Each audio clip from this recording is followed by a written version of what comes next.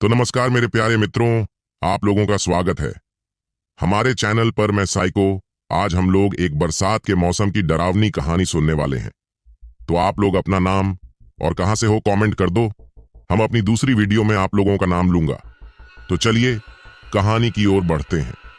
गांव के किनारे बसा हुआ एक छोटा सा घर था जहां सुरेश अपने परिवार के साथ रहता था। सुरेश गांव के सबसे काबिल किसान था, मेहनती और ईमानदार। बरसात का मौसम शुरू हो चुका था और चारों तरफ हरियाली छाई हुई थी। हर किसी को इस मौसम का इंतजार था, लेकिन इस बार बरसात के साथ कुछ अजीब घटने वाला था जिसका अंदाजा किसी को नहीं था। एक शाम सुरेश खेतों से काम खत्म करके घर लौट रहा था। आकाश में काले बादल घिर आए थे और हल्की हल्की बूंदाबांदी शुरू हो चुकी थी। रास्ते में अचानक हवा तेज हो गई और एक ठंडी सी लहर उसकी रीढ़ की हड्डी में सिहरन पैदा कर गई। गांव के लोगों में एक पुरानी कहानी मशहूर थी कि बारिश के मौसम में गांव के बाहर वाले पुराने पीपल के पेड़ के पास कोई अजीब सी आवाजें सुनाई देती थीं। लोग मानते थे कि वह पेड़ शापित है और बरसात की रातों में वहां बुरी आत्माएं जागृत हो जाती हैं। सुरेश ने इन बातों पर कभी यकीन नहीं किया था, लेकिन उस रात कुछ ऐसा हुआ जिसने उसकी सोच को हमेशा के लिए बदल दिया। जब वह पीपल के पेड़ के पास से गुजर रहा था, तभी अचानक उसे ऐसा महसूस हुआ जैसे कोई उसके पीछे पीछे चल रहा हो। उसने मुड़कर देखा, लेकिन वहां कोई नहीं था, पर उसकी चाल धीमी होती चली गई, जैसे कुछ उसे रुकने के लिए मजबूर कर रहा हो। बारिश तेज हो चुकी थी और बिजली की कड़कड़ाहट के बीच उसे एक मटमैली आवाज सुनाई दी।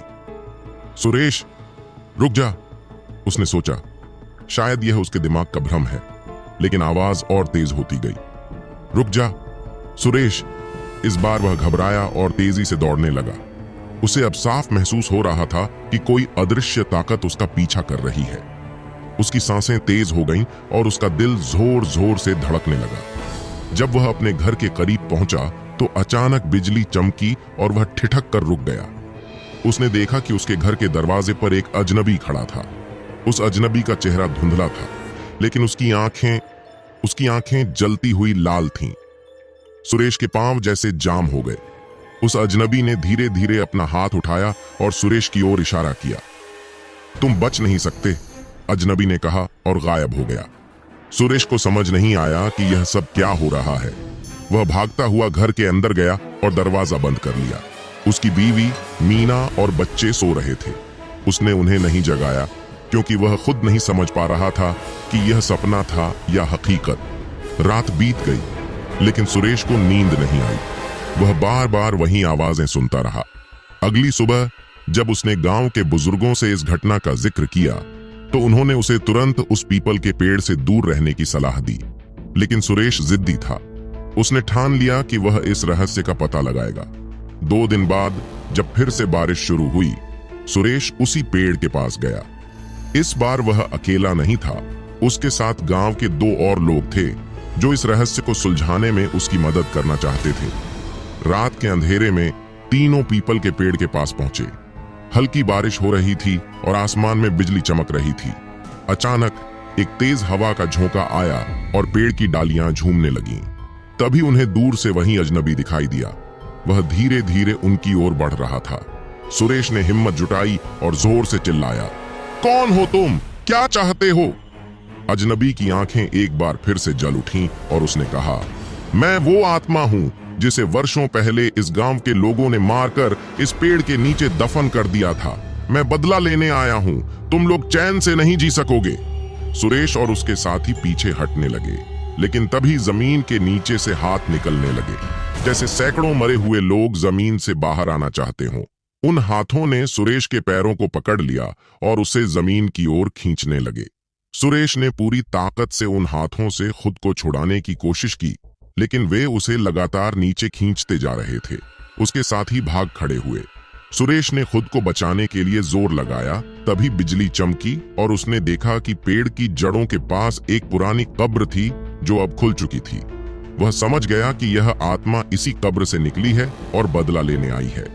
आखिरकार सुरेश ने किसी तरह खुद को उन हाथों से छुड़ाया और भागकर गांव लौट आया। लेकिन वह रात उसके लिए एक डरावना सपना बन गई। वह कभी नहीं जान पाया कि वह आत्मा कौन थी और क्यों उसने सुरेश को निशाना बनाया। कुछ ही दिनों बाद सुरेश की तबीयत खराब होने लगी। वह कमजोर होता चला गया और उसके शरीर पर अजीब निशान बनने लगे, जैसे किसी ने उसे नोच नोच कर घायल कर दिया हो। गांव के लोग अब भी उस पेड़ से दूर रहते थे और सुरेश की कहानी सुनने के बाद कोई भी रात के वक्त उस रास्ते से नहीं गुजरता। बरसात के मौसम में जब भी बिजली चमकती, लोग घरों में बंद हो जाते और दरवाजे खिड़कियां कसकर बंद कर लेते, क्योंकि वे जानते थे कि वो आत्मा अब भी गांव में कहीं भटक रही है। और सुरेश, वह कुछ महीनों बाद एक रहस्यमय बीमारी से मर गया, लेकिन मरने से पहले उसने अपनी बीवी से एक बात कही थी, वो वापस आएगी मुझे लेने और फिर सबको। आज भी जब बारिश होती है और बिजली कड़कती है तो गांव वाले कहते हैं कि सुरेश की आत्मा उस पीपल के पेड़ के पास अब भी भटक रही है, और अगर किसी ने उसकी चेतावनी को नजरअंदाज किया तो वो आत्मा उसे भी अपनी दुनिया में खींच ले जाएगी, जहां से कोई वापस नहीं आ सकता।